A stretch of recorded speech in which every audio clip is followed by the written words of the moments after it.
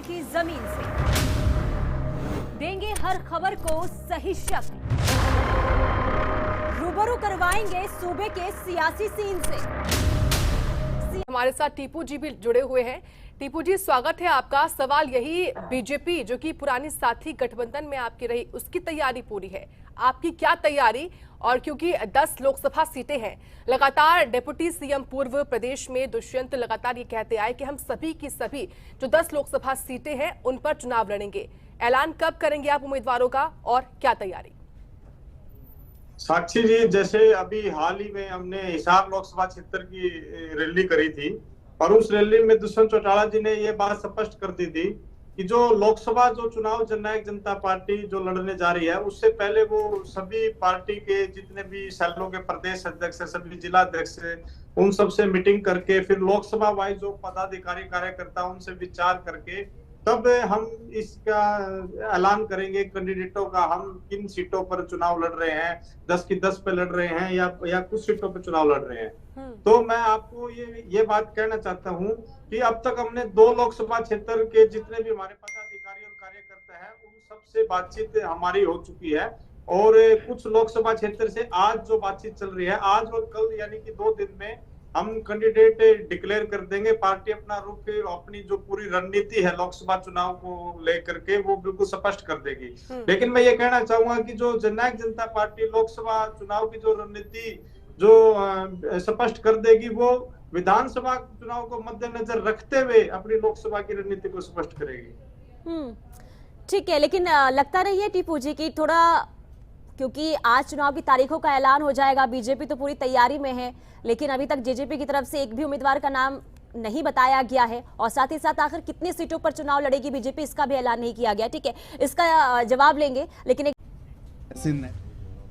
तो तमाम मेहमान जो है हमारे साथ जुड़े हुए हैं और जवाब भी लेंगे सुरेश जी से, लेकिन एक बार फिर टीपू जी का रुख कर लेते हैं। टीपू जी, गठबंधन टूट गया चुनाव से पहले, विधानसभा चुनाव से के बाद गठबंधन बनता है और उसके बाद लोकसभा चुनाव से ठीक पहले साथ भी छोड़ दिया जाता है। क्या वजह इसकी मानी जाए? क्या किसी तरह की कोई डर था या फिर जहन में कुछ और चल रहा था? नहीं, देखो साक्षी जी, इसकी स्थिति बिल्कुल स्पष्ट दुष्यंत चौटाला जी भी कर चुके हैं और जो माननीय गृह मंत्री अमित शाह जी वो भी कर चुके हैं। स्थिति बिल्कुल स्पष्ट है।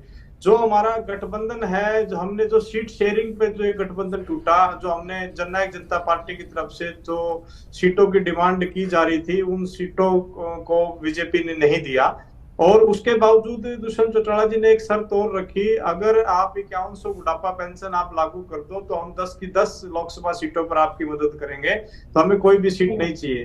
तो उस पर उन्होंने, जो बीजेपी के राष्ट्रीय अध्यक्ष है जेपी नड्डा जी, उन्होंने कहा चलो हम इस पर विचार करते हैं और विचार ये हुआ, उससे अगले दिन मुख्यमंत्री जी को भी इस्तीफा ले लिया गया। तो जब मुख्यमंत्री का इस्तीफा हो जाता तो पूरी कैबिनेट का इस्तीफा अपने आप ही हो जाता, तो जेजेपी का और भाजपा का एक गठबंधन टूट गया। तो लेकिन जो 4.5 साल में है, हमने पूरा गठबंधन धर्म निभाया। इससे पहले उपचुनाव भी आए, हरियाणा के अंदर कई सीटों पर उपचुनाव हुआ, तो उसमें हमने भारतीय जनता पार्टी। लेकिन टीपू जी, बार बार सवाल जेजेपी से पूछा जा रहा था, क्या होगा लोकसभा में, क्या 7 चुनाव लड़ा जाएगा? तब तो हर नेता ने यही जवाब दिया, खास करके दुष्यंत चौटाला से भी जब भी सवाल किया गया तो उन्होंने कहा कि जैसा गठबंधन चल रहा है हम आगे भी लोकसभा चुनाव साथ में लड़ेंगे। हालांकि फैसला उन्होंने हाईकमान पर छोड़ा था, लेकिन ठीक पहले जो समय चुना गया उस पर सवाल जरूर अब उठाए जा रहे हैं। लेकिन जवाब ये भी दीजिए कि क्या लोकसभा चुनाव दुष्यंत चौटाला लड़ने वाले हैं? अगर लड़ेंगे तो कहां से? देखो, दुष्यंत चौटाला जी अगर लोकसभा का चुनाव लड़ेंगे, इस बात का फैसला तो पार्टी हाईकमान ने, डॉक्टर अजय सिंह चौटाला जी और जो हमारी पीएससी की जो कमेटी है पूरी, वो तय करेगी इस बात को लेकर के कौन उम्मीदवार किस सीट से चुनाव लड़ेगा। अगर पार्टी फैसला लेती है दुष्यंत चौटाला जी चुनाव लड़ेंगे तो बिल्कुल लड़ेंगे। दुष्यंत चौटाला जी ने तो 3 चुनाव में दुष्यंत चौटाला जी अब तक आ चुके हैं। 2014 का उन्होंने चुनाव लड़ा लोकसभा का हिसार की सीट से, तो पूरे यंगेस्ट एमपी जो चुन करके आए, पूरे देश में सबसे कम उम्र के युवा सांसद बने और उन्होंने बतौर सांसद बहुत अच्छे काम किए, लोगों का प्यार लिया, जनता के हित में काम किए और ये दिखा दिया कि एक सांसद भी किस तरीके से काम कर सकता है। उसके बाद वो चुनाव 2019 का चुनाव आया। 2019 के लोकसभा चुनाव में दुष्यंत चौटाला जी चुनाव हार गए और चुनाव हारने के बाद फिर विधानसभा के चुनाव में गए। विधानसभा चुनाव में हरियाणा की जनता ने वो प्यार दिया कि हम 10 लोकसभा सीटों पर नहीं 10 विधानसभा सीटों पर हम जीत करके आए और उन्हीं 10 विधानसभा सीटों के दम पर ही हम सरकार में हिस्सेदारी हमारी हुई और उस हिस्सेदारी के बलबूते पर ही 4.5 साल हरियाणा की जनता के लिए काम करने का मौका मिला।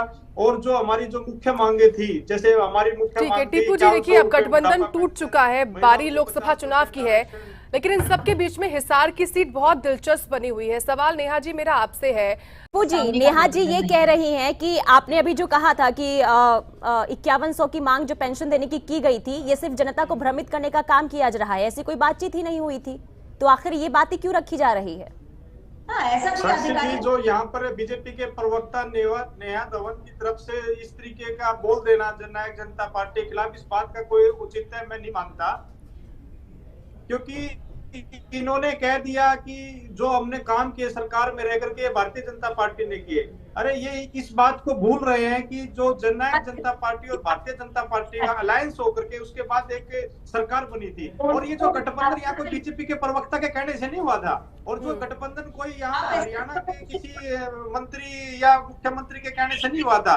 ये गठबंधन हुआ था दिल्ली के अंदर, जो उस समय के जो बीजेपी के राष्ट्रीय अध्यक्ष श्री अमित शाह जी के बीच में जननायक जनता पार्टी के राष्ट्रीय नेतृत्व के बीच में बैठ करके बात हुई थी, तब स्थायी सरकार बनी थी और कॉमन मिनिमम प्रोग्राम के तहत ये गठबंधन हुआ था। और उस समय भी हमने ये तय कर दिया था कि हमारी जो ये मांगे अगर पूरी जो करेगा हम उसके साथ अलायंस करने के लिए तैयार हैं। और तो जब भारतीय जनता पार्टी ने सारे प्रॉमिस किए थे और जो रही बात काम की, मैं आपको बताता हूं, अगर आज इस 4.5 साल में दुष्यंत चौटाला ने बतौर उप मुख्यमंत्री जो काम किया है, आज किसान के खाते में डायरेक्ट पेमेंट जो फसल भुगतान की डायरेक्ट आती है वो इसलिए आई क्योंकि किसान की सोच का नेता दुष्यंत चौटाला सरकार में बैठा था, वो इसलिए संभव हो पाया। सर, जो ये मांगे जो अभी आप रख रहे हैं, ये आखिर आपने ये मांगे पहले क्यों नहीं उठाई?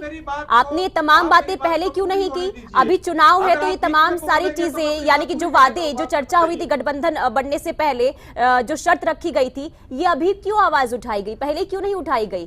ठीक है टीपू जी, आप बताइए क्या मुद्दा है इस बार जेजेपी का? साक्षी जी, मैं मुद्दा बताने से पहले आपको ये कहना चाहता हूँ, 52 मिनट की डिबेट में 2 से 3 मिनट आपने मुझे बोलने का मौका दिया और आप ही मेरी बात को बीच में रोक देते हो। जब भारतीय जनता पार्टी का प्रवक्ता ये कह रहा था कि, और आपने भी सवाल किया कि 5100 बुढ़ापा पेंशन अभी चुनाव के वक्त क्यों, उससे पहले क्यों नहीं, मैं उस बात का जवाब देना चाहता हूँ जी। उस बात का मैं ये जवाब देना चाहता हूँ कि जब जननायक जनता पार्टी कॉमन मिनिमम प्रोग्राम के तहत जो अलायंस में आई और गठबंधन की सरकार बनी, तो सबसे बड़ा मुद्दा हमारा 5100 बुढ़ापा पेंशन था। लेकिन उसके साथ साथ जो हमारा मुद्दा था, महिलाओं को पंचायती राज में 50% आरक्षण दिलाने का, युवाओं को 75% आरक्षण प्राइवेट कंपनी में दिलाने का, किसान के खाते में डायरेक्ट पेमेंट, जो हमारी छात्राएं हमारी बहनें हैं उनके लिए बस सुविधाएं बिल्कुल फ्री का, ये एक बड़े मुद्दे को अगर उस एंड टाइम पे अगर हम करवा नहीं पा रहे तो क्या बाकी चीजों को छोड़ दे, क्या बाकी चीजों को ना करें, क्या किसान के खाते में डायरेक्ट पेमेंट जो आ रही है उसको ना करवाएं